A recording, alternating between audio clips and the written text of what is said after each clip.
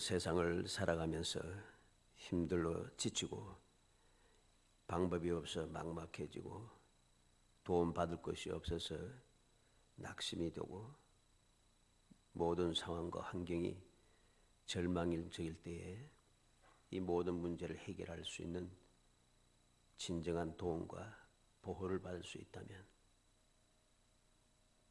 그 사람은 정말 행복한 사람일 것입니다. 이러한 것이 없어서 오늘날 세상 사람들은 괴로워하고 낙심하고 또 절망하는 것이죠. 왜냐하면 도움을 받아야 할 때 도움받을 길이 없습니다. 이러한 일들이 자꾸만 반복이 되어지다 보니까 이제 사람들이 아예 점점 내가 주관적으로 내가 살펴서 좋다는 걸 생각하고 연구하고 살피고 또 여러 가지로 계획을 세워서 내가 무엇을 하겠다 생각해서 합니다만, 그래서 갑자기 무엇인가 좋은 일이 생길 것 같고 잘 될 것 같고 내 계획이 성공했던 것 같은데 그게 어느 순간 한순간에 다 무너져 버립니다. 극단적인 이야기이긴 합니다만 이제 요즘은 보면 이제 진짜 돈은 아니고 가상화폐라고 해가지고서는 무슨 코인이 한 거 있습니다. 젊은 사람들이 거기에 빠져가지고서는 사들입니다. 이야기도 많이 들립니다. 갑자기 또 해가지고서는 몇십억을 벌였다 이런 이야기도 들리고, 또 세계적 유명한 사람이 이게 좋다 뭐 소리 하니까 막 열광적으로 사들이다가 어느 순간 모든 것이 급락이 되고 망하는 경우도 많습니다. 이와 비슷한 일들이 세상에는 계속해서 일어난다는 것이죠. 그럼 왜 사람들은 그러한 일에 빠져들기 시작하는가?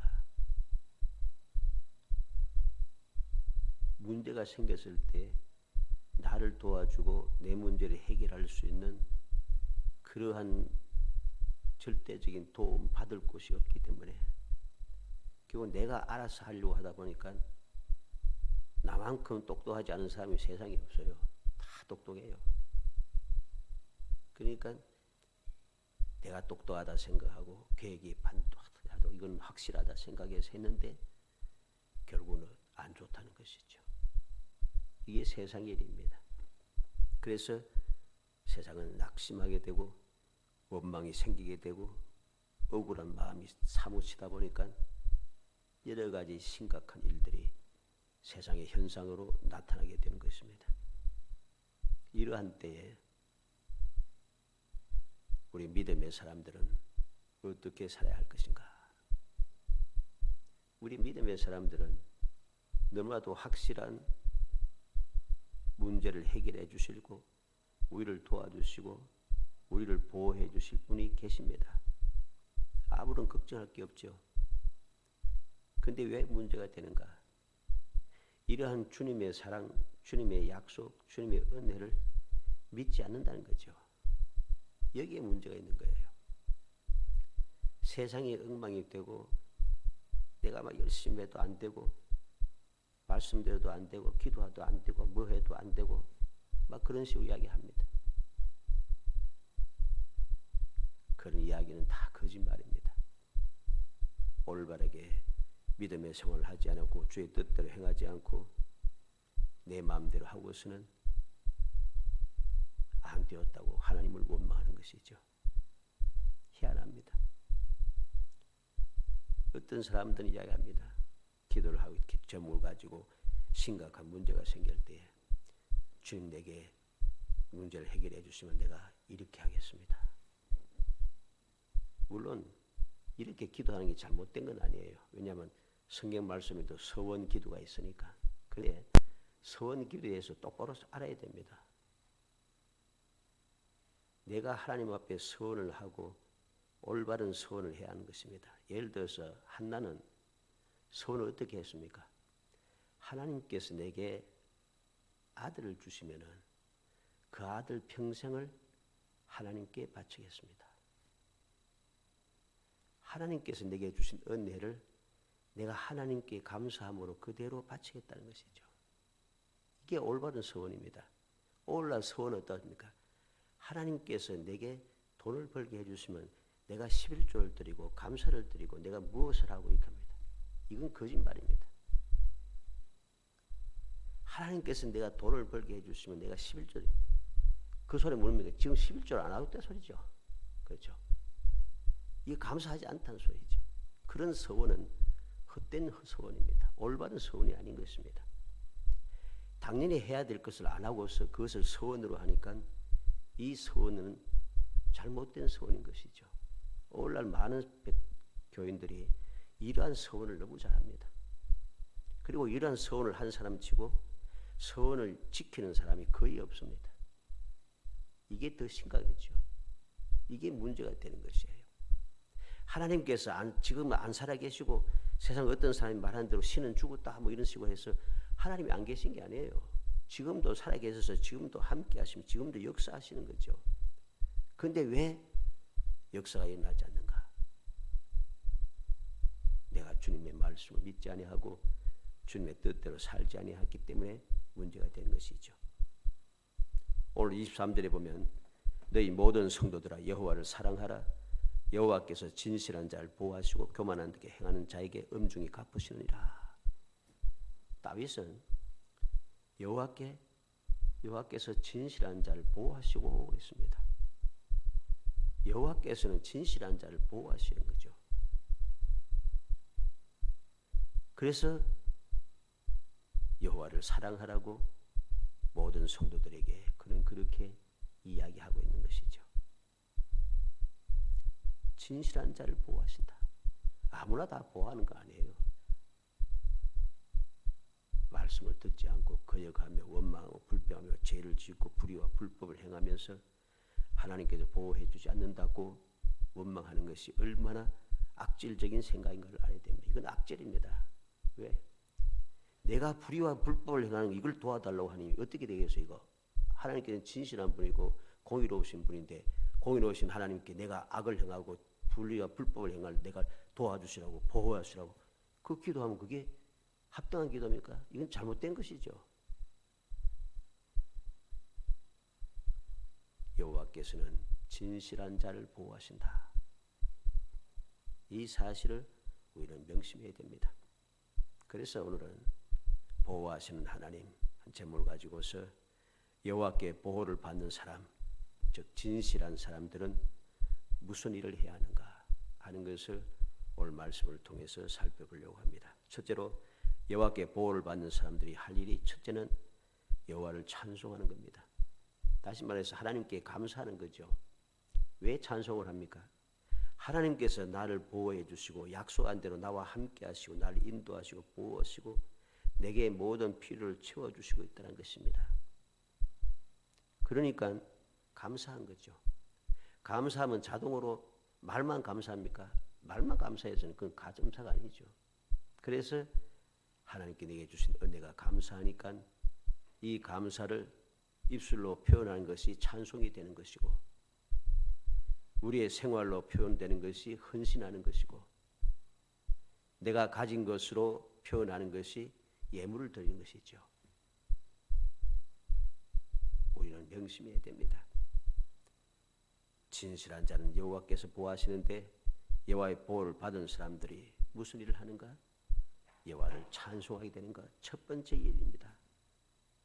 하나님의 보호를 받고 은혜를 받은 사람이 여호와를 찬송하지 않고 나를 찬송하고 세상 사람들을 찬송하고 세상의 것을 찬송하고 이러면 안 되는 것이죠. 그런데 오늘날 얼마나 많은 교인들이 여호와를 찬송하지 아니하고 나를 칭송하게 되고 사람을 칭송하게 되고 세상 것들을 칭송하게 되는 것이죠. 오히려 믿는 사람들보다도 교회보다도 세상 사람들이 더 믿을 수 있고 더 진실하다고 주장하는 교인들이 수없이 많습니다. 그 희한하잖아요. 그럴 리가 있겠습니까? 어떻게 예수 믿는 사람보다 세상 사람들이 더 진실하겠어요? 그런 법은 없는 것입니다.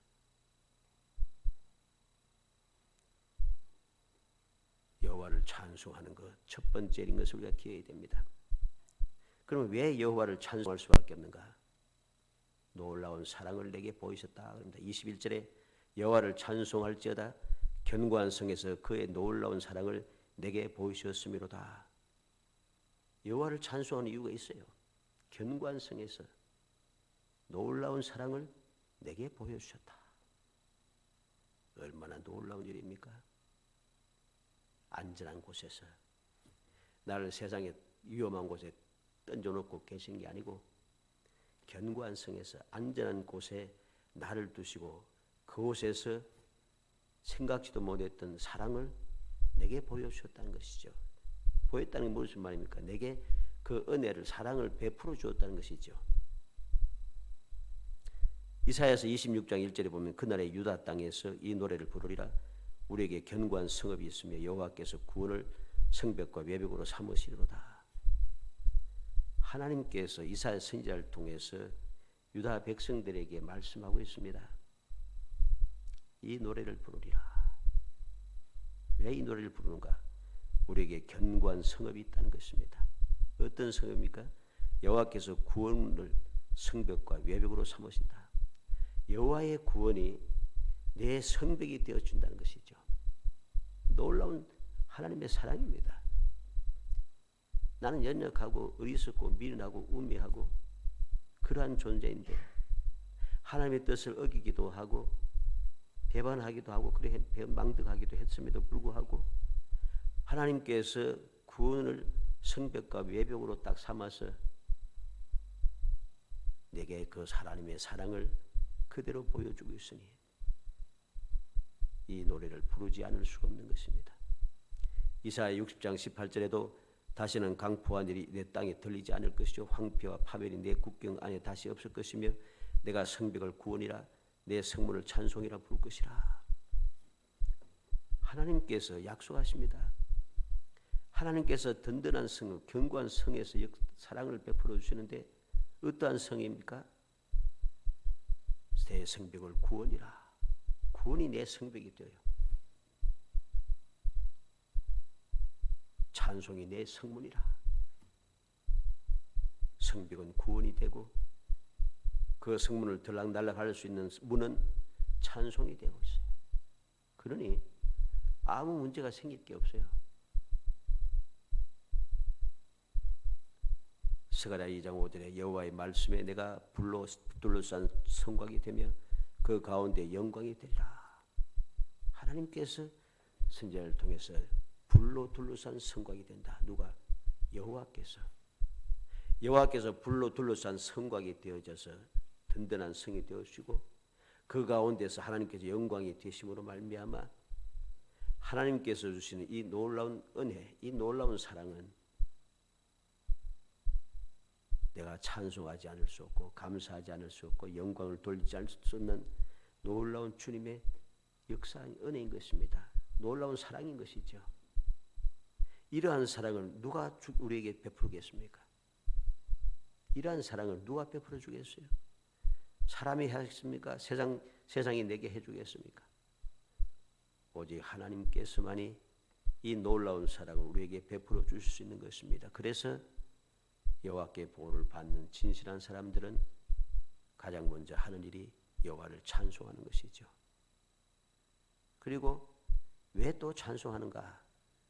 나의 간구를 들으시기 때문입니다. 22절에 내가 놀라서 말하기를 주의 목전에서 끊어졌다 하였사오나 내가 주께 부르짖을 때 주께서 나의 간구하는 소리를 들으셨나이다. 주께 부르짖을 때 주께서 나의 간구하는 소리를 들어주셨다. 언제입니까? 내가 놀라서 주의 목전에서 끊어졌다 할 때, 내 지금 상황과 환경을 보고 내 형편과 처지를 보니까 놀라서 더 이상 뭐 어디 도움을 받을 것이 없다고 탄식할 수밖에 없는, 내가 이제는 하나님의 은혜에서 끊어졌구나, 내게 소망이 없구나, 나는 끝장이 났구나, 이렇게 생각했는데 그런데 기도를 들어주시더라는 거죠.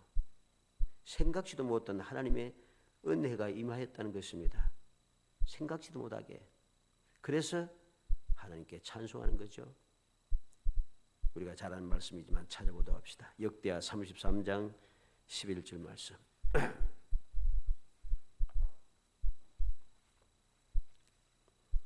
역대하 33장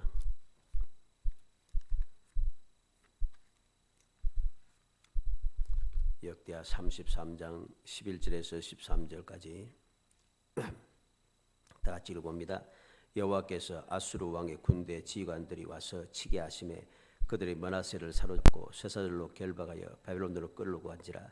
그가 환난을 당하여 그의 하나님 여호와께 간구하고 그의 조상들이 하나님 앞에 크게 겸손하여 기도하였으므로 하나님이 그의 기도를 받으시며 그의 간구를 들으시사 그가 예루살렘에 돌아와서 다시 왕위에 앉게 하심에 므낫세가 그제야 여호와께서 하나님이신 줄 알았더라.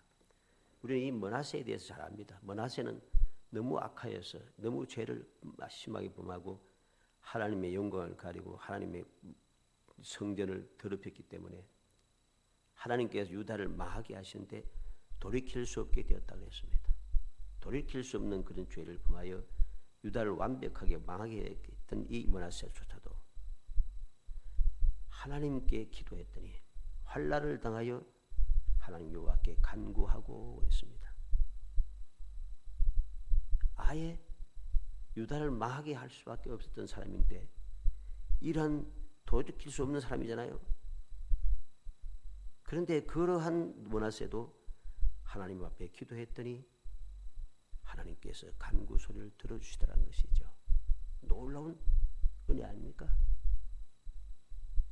그렇게 죄를 짓고 그렇게 악한 사람인데도 하나님 앞에 기도했더니 하나님께서 들어주셔서 포로에서 돌아오게 하시고 돌아올 뿐만 아니라 다시금 왕이 되어서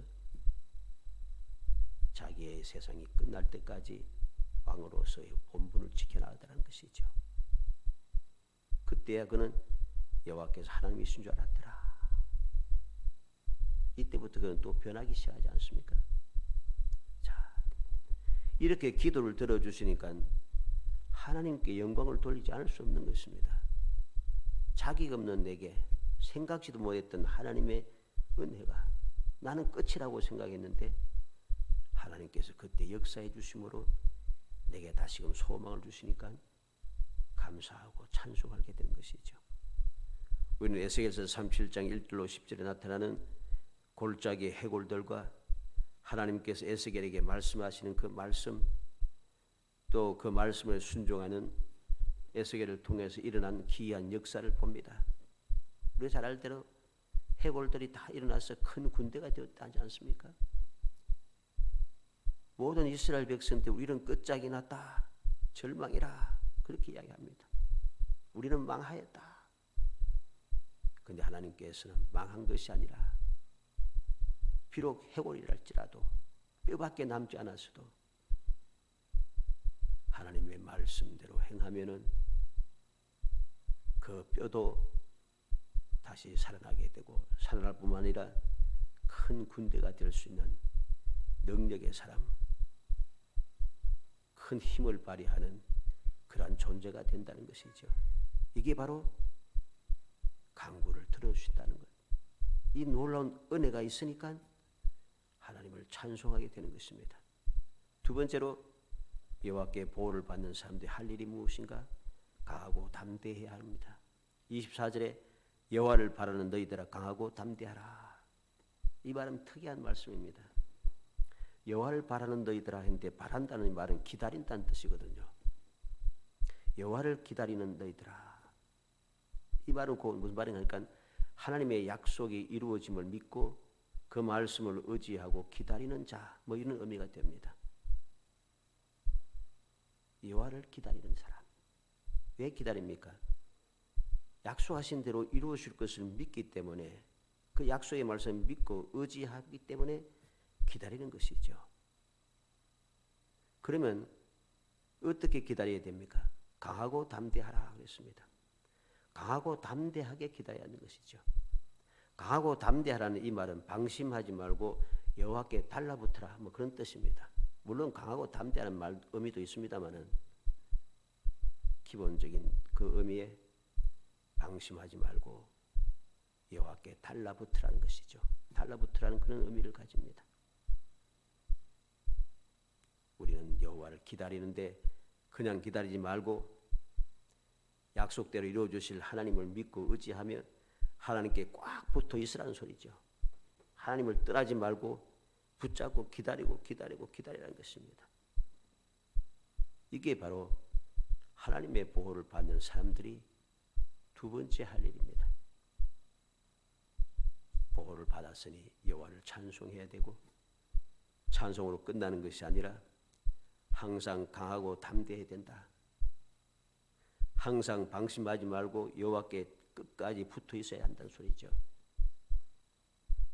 우리가 일반적으로 처음에는 은혜 받고 난 다음에 여호와를 찬송하기도 합니다. 그런데 이 찬송이 오래가지 않잖아요. 왜 오래가지 않습니까? 방심하기 때문입니다. 나태해졌어요.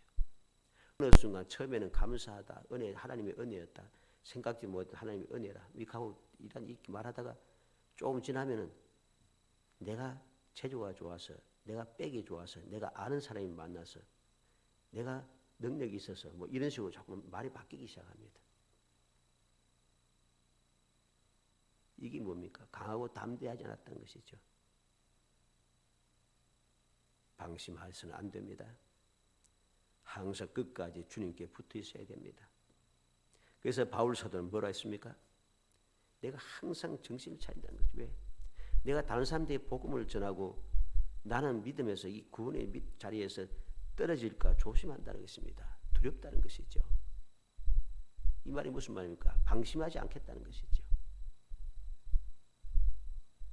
하나님의 은혜를 받고도 은혜를 계속해서 누리지 못하는 이유가 무엇입니까?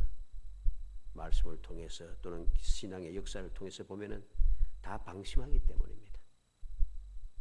예수님께서 겟세마네 동에서 마지막 기도를 하실 때에 제 아들에게 말씀하십니다. 시험에 들지 않도록 깨어있어 기도하라. 그런데 이 제 아들은 방심하여서 그냥 잠들어 버렸습니다. 시험 들 수밖에 없죠. 물론 이유는 있습니다. 피곤함이라. 예수님도 피곤한 걸 알아요. 아무리 그들이 피곤한들 주님만큼 피곤하겠습니까?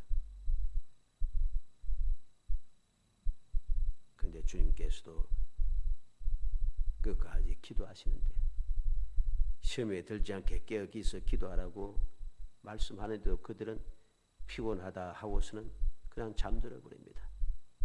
그러니까 결국은 문제가 발생하는 것이죠. 우리는 기억해야 됩니다. 절대로 방심해서는 안 됩니다. 방심해서. 그래서 이사야서 62장 6절로 7절에 보면 예루살렘이여 내가 너희 성벽 위에 파수꾼을 세우고 그들로 하여금 주야로 계속 잠잠하지 않게 하였느니라. 너희 여호와로 기억하시게 하는 자들아 너희는 쉬지 말며 또 여호와께서 예루살렘을 세워 세상에서 찬송을 받게 하시기까지 그로 쉬지 못하시게 하라.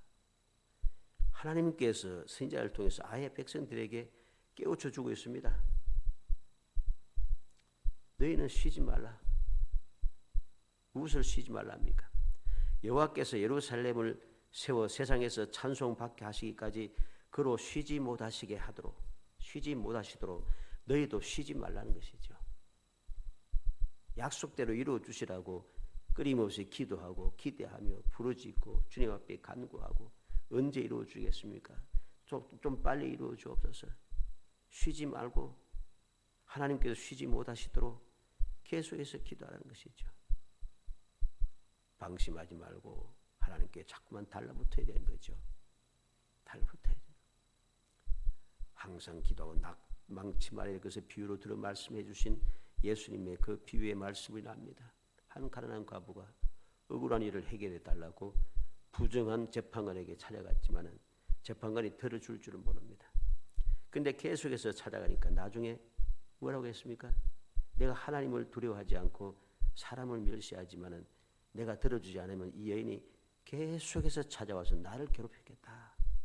그러니까 해결해 줘야 되겠다. 예수님께서 그러한 비유를 들어주셨죠.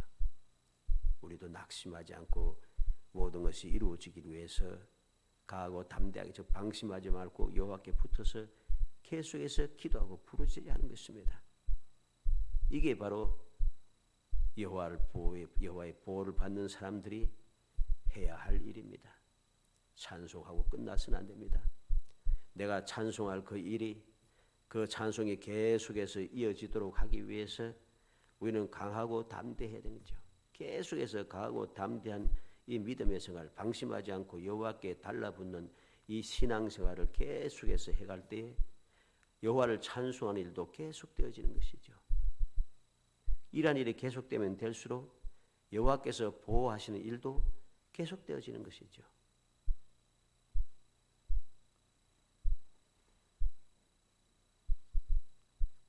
사랑하는 성도 여러분, 우리는 기억해야 되겠습니다.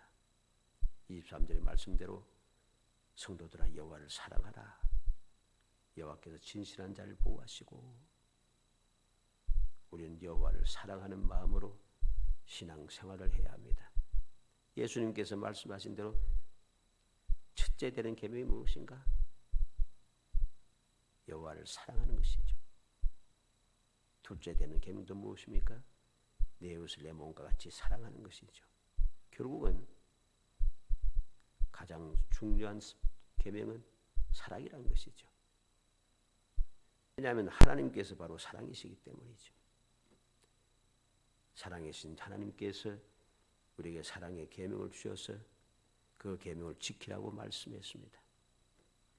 그럼 우리는 항상 나를 보호하시는 하나님, 그 하나님의 은혜를 잊지 않고 끊임없이 찬송하며 끊임없이 방심하지 않고 하나님께 붙어있는 즉 강하고 담대한 신앙생활을 끊임없이 이어가서 우리가 주님의 그 보호를 영원히 누리는 사람이 되어야 됩니다.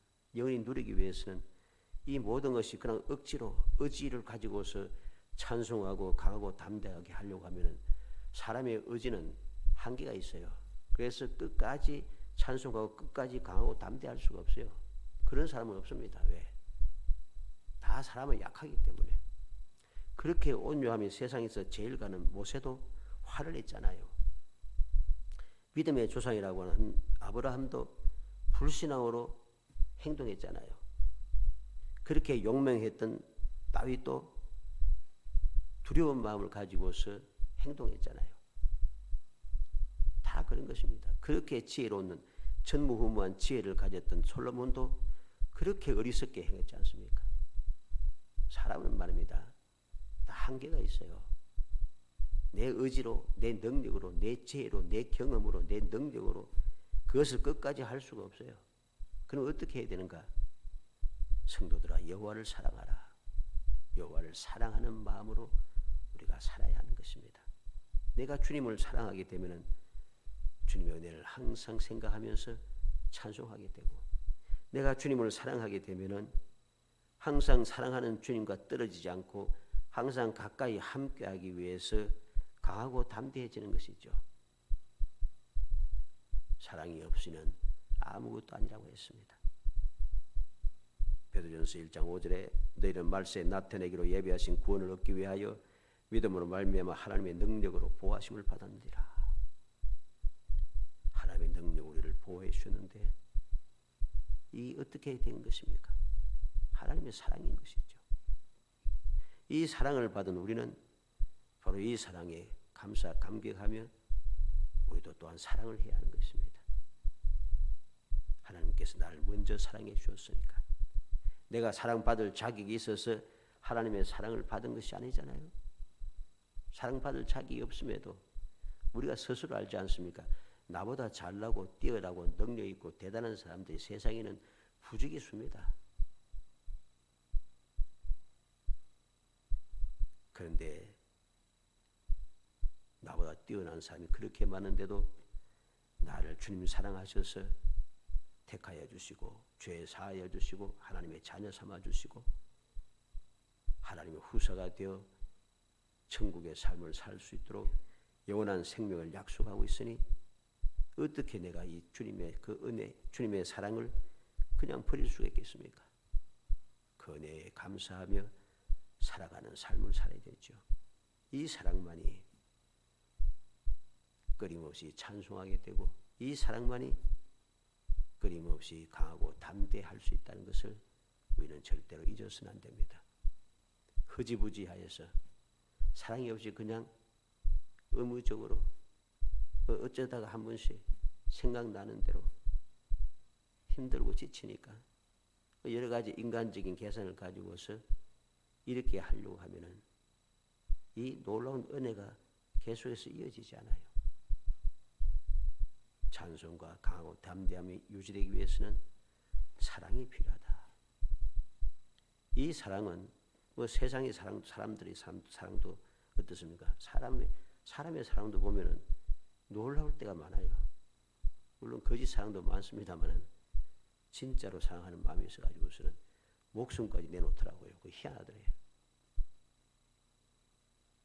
하물며 하나님의 사랑을 우리가 어떻게 시시하게 생각할 수 있겠습니까?